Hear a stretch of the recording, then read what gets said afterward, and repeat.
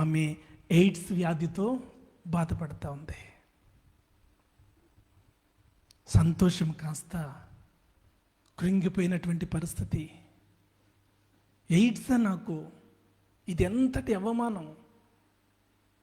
చిన్నప్పటి నుంచి కూడా పరిశుద్ధమైన జీవితాన్ని జీవిస్తూ వస్తున్నానే, ఒక ప్రార్థన పరురాలుగా వాక్యం పట్ల ఇంత శ్రద్ధగా భక్తితో నా జీవితాన్ని గడుపుతున్నానే, ఏంటి పరిస్థితి? నాకు కన్నీరు మున్నీరు అవుతూ ఉంది. ఈలోపు డాక్టర్స్ అడిగారు, అమ్మ దీనికి గల కారణం ఏంటి? నీ అక్రమ సంబంధాలా అంటే, సార్ లేదు, నేను జీవించిన జీవితము అట్లాంటిది కాదు. తన భర్తను తీసుకొచ్చి టెస్ట్ చేశారు. అతనికి ఎయిడ్స్ ఉంది. అతడు తన జీవితం అంతా కూడా డాక్టర్స్తో చెప్పాడు, వివాహం కాకముందు నా జీవితం ఇది. ఆ తరువాత వెంటనే తనకు నిర్ణయానికి వచ్చాడు, ఆత్మహత్య చేసుకుని చనిపోయాడు. ఈ యొక్క తల్లి మాత్రము గర్భాన్ని మోస్తూ ఉంది. నెలలు నిండాయి. ఒక అందమైన బాబుకు తను జన్మనిచ్చింది. మరలా టెస్ట్ రిపోర్ట్స్, ఆ చిన్ని బాబుకు కూడా ఎయిడ్స్. డాక్టర్స్ ఒక విషయం చెప్పారు, అమ్మా ఆ చిన్ని బాబులో రెజిస్ట్రేషన్ పవర్ అనేది ఉండదు, కాబట్టి కొంతకాలం జీవించి ఆ బిడ్డ చనిపోతాడు. నీవు మరికొంతకాలం జీవించి నీ జీవితాన్ని కూడా చాలించి వలసిందే. ఇక అంతవరకు కూడా ఇద్దరు కూడా మెడిసిన్ జాగ్రత్తగా వాడాలని చెప్పేసి డాక్టర్ సూచించారు. ప్రార్థన పరురాలైనటువంటి ఆ తల్లి ఆ బిడ్డకు పాలిస్తూనే అద్భుతమైన విషయాలు ప్రకటించటం మొదలుపెట్టింది. నా బిడ్డకి ఈ విషయాలు అర్థమవుతాయా లేదన్నది తను పట్టించుకోలేదు.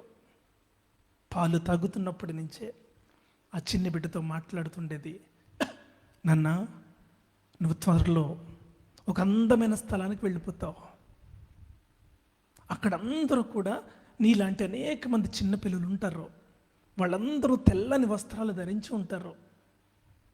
అది ఎంత ఆనందమైనటువంటి స్థలమో చెప్పలేనంతటి ఆనందం.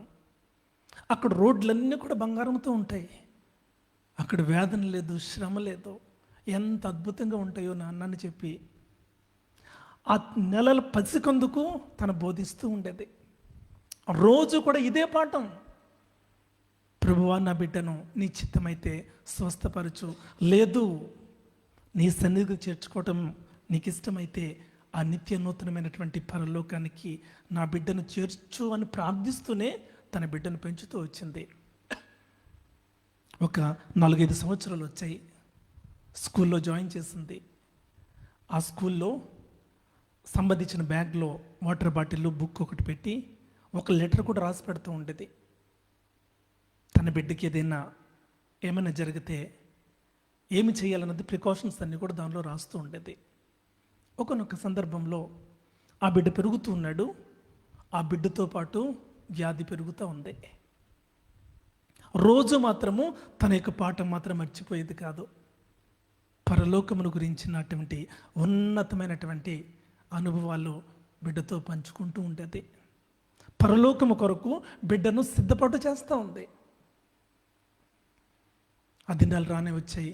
ఒకరు స్కూల్ బ్యాగ్ తగిలించుకుని బిడ్డ వెళ్తూ ఉన్నాడు, జారి కింద పడ్డాడు. హాస్పిటల్కి తీసుకుని వెళ్ళారు. ఐసీయూలో అడ్మిట్ చేశారు. డాక్టర్ చెప్తూ ఉన్నారు, అమ్మా చిట్ట చివరి గడియల్లో నీ బిడ్డ చేరుకున్నాడు. హార్ట్ బీట్ తగ్గుతుంది, రెస్పిరేషన్ తగ్గుతుంది, ప్రతిదీ కూడా తన యొక్క లెవెల్స్ అన్నీ కూడా తగ్గుతూనే ఉన్నాయి. తన యొక్క మరణ గడియలు సమీపమవుతూ ఉన్నాయి. డాక్టర్ చెప్పాల్సింది చెప్పారు. ఆ సమయంలో ఆ చిన్ని బిడ్డతో ఉండడం కోసము ఒక నర్సుని అక్కడ తనకు తోడుగా ఉంచారు సర్వీస్ చేయడానికి. తన పేరు సింధియా. ఆ సింధియా ఏం చేస్తూ ఉంది అంటే ఆ బిడ్డ పక్కన కూర్చొని అక్కడ ఉన్నటువంటి మొత్తం అన్నీ కూడా చూసుకుంటూ ఉంది. ఆ సింధియా తన కళ్ళతో చూస్తున్నప్పుడే ఆ యొక్క రీడింగ్స్ అన్నీ కూడా తగ్గుతూ వస్తూ ఉన్నాయి. అయితే ఒక ఆశ్చర్యకరమైన విషయాన్ని తాము గమనిస్తూ ఉంది.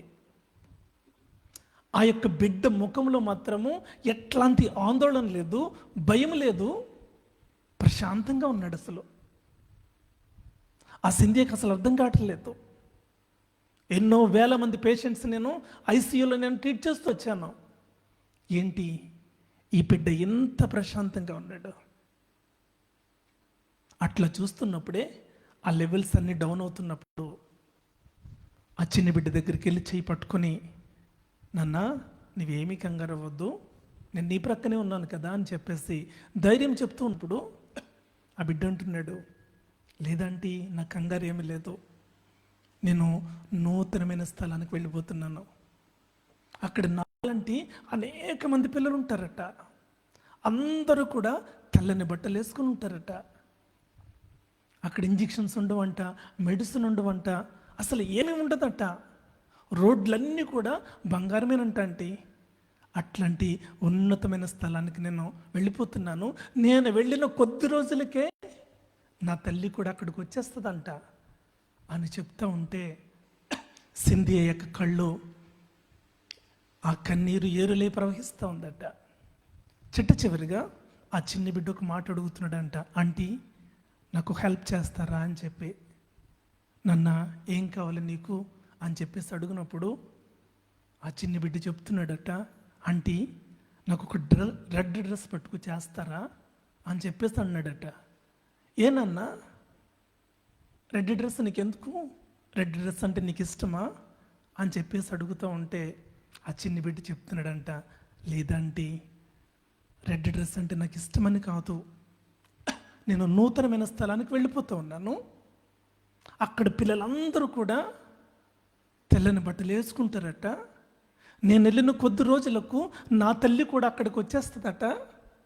అయితే అందరూ కూడా తెల్లని డ్రెస్సులు వేసుకుంటే మా మమ్మీ నన్ను ఎట్లా గుర్తుపడుతుంది ఆంటీ, ప్లీజ్ ఆంటీ నాకు ఒక రెడ్ డ్రెస్సు ఇవ్వండి అని చెప్తూ ఆ మాటలు పలుకుతూ తన యొక్క తుది శ్వాస విడిచిపెట్టాడంటే బిడ్డ. ఆ సింధియా చిట్ట చివరి మాటలు ఏమి రాస్తుంది అంటే, నిరీక్షణ అనేది మరణశయ్య మీద కూడా ఆనందంగా ఉంచగలదు. నిరీక్షణ అనేది మరణశయ్య మీద కూడా ఆనందంగా ఉంచగలదు. అట్లాంటి భయంకరమైన పరిస్థితుల్లో ఆ బిడ్డ కలిగినటువంటి నిరీక్షణ ఏంటంటే, నేను ఒక ఉన్నతమైన స్థలానికి వెళ్ళబోతున్నాను, ఆ స్థలంలోనికి నా తల్లి కూడా రాబోతుంది అనే ఒక నిరీక్షణ మరణశయ్య మీద బిడ్డను సంతోషంగా ఉంచి తన జీవితాన్ని చాలించడానికి అది కారణమైంది. ప్రియులరా, ఈ రాత్రికాల సమయంలో నిరీక్షణను గురించిన కొన్ని మాటలు నేను మీతో పంచుకోవాలని చెప్పేసి ఆశపడతా ఉన్నాను. చదవబడినటువంటి వాక్య భాగంలో, నా ప్రాణము ప్రభువును ఘనపరుచుచున్నది, ఆయన తన దాసురాలి దీనస్థితిని కటాక్షించెను, నా ఆత్మ నా రక్షకుడైన దేవుని యందు ఆనందించెను. ప్రియమైన వర్లరా, ఏ పరిస్థితుల్లో తన ఆత్మ తన రక్షకుడైన దేవుని యందు ఆనందిస్తుందో తెలుసా? మరియ ఏ పరిస్థితిలో ఉందో బ్రదర్ మనకి జ్ఞాపకంలోనికి తీసుకుని వచ్చారు. మరొకసారి జ్ఞాపకం చేస్తూ ఉన్నాను. అప్పటికి తన వయసు సుమారుగా 14 సంవత్సరాలు. Teenage girl. ప్రతి విధమైన పరిస్థితి ఎందుకు కూడా తల్లిదండ్రులపైన ఆధారపడే స్థితి. అట్లాంటి పరిస్థితుల్లో ఆమె గర్భాన్ని ధరించింది. అయితే అప్పుడున్నటువంటి మోషే ధర్మశాస్త్రం ప్రకారంగా వివాహం కాకుండా గర్భాన్ని ధరిస్తే రాళ్ల రువి చంపబడాలి. ఈ పరిస్థితి ఒక రకమైతే, మరొక పరిస్థితి ఏంటి అంటే, నేను పరిశుద్ధాత్మ ద్వారా గర్భాన్ని ధరించాను అంటే ఆమె మాటలు నమ్మేదెవరు? ఆమె మాటలు పట్టించుకున్నదెవరు? ఎందుకు అంటే ఇది ఇంతకు ముందు ఎప్పుడు జరగలేదు, ఎవరికి కూడా తెలిసినది కాదు. అట్లాంటి పరిస్థితుల్లో సొంత స్నేహితురాళ్లే మరియ గర్భవతి అంట అని రకరకాలుగా సూటిపోటి మాటలతో ఆమెని అంటూ ఉన్న పరిస్థితుల్లో తను ఏం చేస్తోందంటే తన గృహాన్ని విడిచిపెట్టి జకరియా ఎలిజబెత్ గృహానికి తను పారిపోతుంది. ఒక రకంగా చెప్పుకోవాలంటే ఆ బిడ్డ చుట్టూ కూడా అన్ని ప్రశ్నలే, ఏ ఒక్కదానికి సమాధానం లేదు. ప్రదానము చేయబడినటువంటి యోసేపు తన కుటుంబము ఆమెను తీసుకుని వచ్చి నడి బజార్లో పెట్టి సమాజం ముందు నిలవబెట్టి ఈమె గర్భవతి అట అని పంచాయతీ పెడితే, అయ్యా నేను ఏ పాపము చేయలేదు, నేను పరిశుద్ధాత్మ ద్వారా గర్భాన్ని ధరించాను అంటే ఆమె మాటలు వినేదెవరు? తన చుట్టూ సమస్యలే, తన జీవితం అంతా ప్రశ్నలే, ఏ ప్రశ్నకు తన దగ్గర సమాధానం లేదు. అయితే ప్రియులారా, అట్లాంటి భయంకరమైన పరిస్థితుల్లో తను ఏం చేస్తూ ఉంది అంటే నా ఆత్మ నా రక్షకుడైన దేవుని యందు ఆనందిస్తూ ఉంది. అట్టి ఆనందము తనకి ఎక్కడొచ్చింది? ఆనందించడానికి ఉన్నటువంటి అసలు పరిస్థితులేంటి? ప్రియమైన వారులారా, తన ఆనందానికి కారణం ఒక్కటే, అదే నిరీక్షణ. మాటనిచ్చిన దేవుడు తప్పిపోయేవాడు కాదు.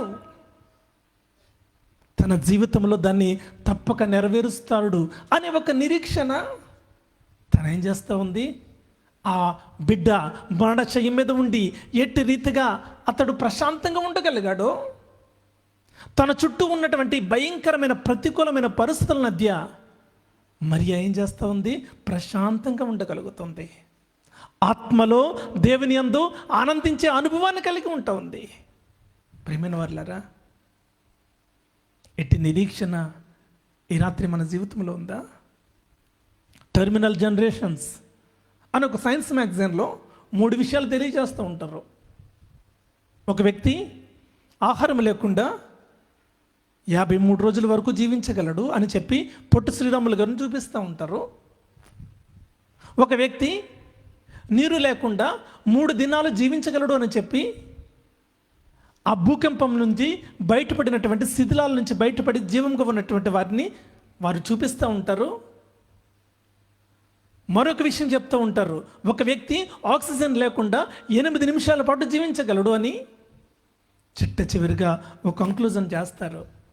హోప్, నిరీక్షణ లేకుండా ఒక్క సెకండ్ కూడా జీవించలేడు.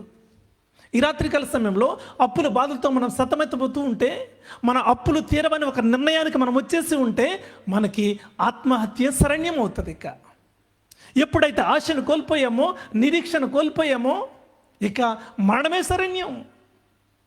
కానీ లేదు, నేను పని చేసుకుంటాను,